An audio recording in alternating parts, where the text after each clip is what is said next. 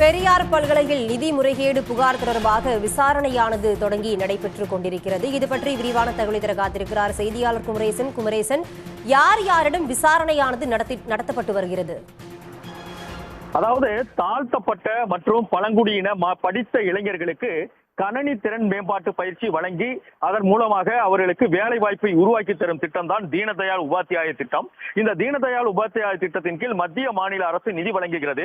கடந்த 2021-2022 ஆண்டிற்கான நிதி 2.5 கோடி ஒதுக்கப்பட்டு இதில் 1.5 கோடி ரூபாய் பெரியார் பல்கலைக்கழகத்திற்கு வழங்கப்பட்டது.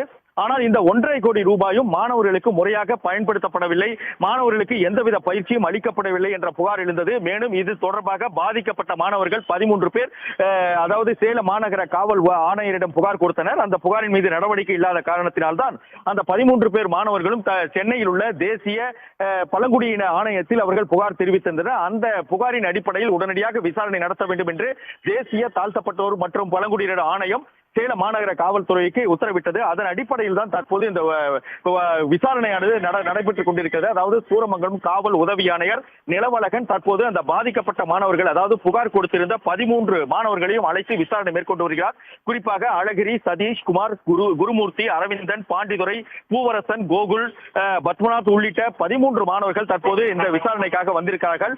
அவர்களிடம் இந்த விசாரணையானது நடைபெற இருக்கிறது. குறிப்பாக அவர்கள் இந்த திட்டத்தின் கீழ் தங்களுக்கு எந்தவித சலுகைகளும் அளிக்கப்படவில்லை, எந்தவித பயிற்சியும் அளிக்கப்படவில்லை என அவர்கள் தங்களிடம் உள்ள ஆதாரத்தை நிலவழகன் அதாவது உதவி ஆணையரிடம் தற்போது தெரிவித்துக் கொண்டிருக்கிறார்கள். இது தொடர்பாக இந்த விசாரணை முடிந்த பிறகு உடனடியாக அதாவது இந்த பெரியார் பல்கலைக்கழக துணைவேந்தர், அதே போல பதிவாளர், அதே போல இந்த திட்ட ஒருங்கிணைப்பாளராக இருக்கக்கூடிய சசிகுமார் ஆகியோரிடமும் விசாரணை நடத்த திட்டமிட்டிருக்கார்கள். இந்த விசாரணைக்கு பிறகு இதில் கையாடல் நடைபெற்றது கண்டறியப்பட்டால் உடனடியாக பெரியார் பல்கலைக்கழக துணைவேந்தர் ஜெகநாதன் மற்றும் முன்னாள் பதிவாளர் தங்கவேல், திட்ட ஒருங்கிணைப்பாளர் சசிகுமார் ஆகியோர் மீது வழக்கு பதிவு செய்யவும் திட்டமிட்டிருக்கிறார்கள்.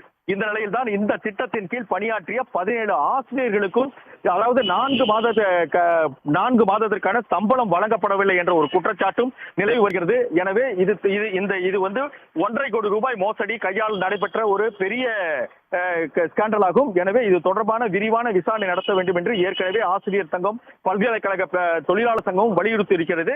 இந்த நிலையில் தான் தற்போது இந்த விசாரணையானது தொடங்கி இருக்கிறது.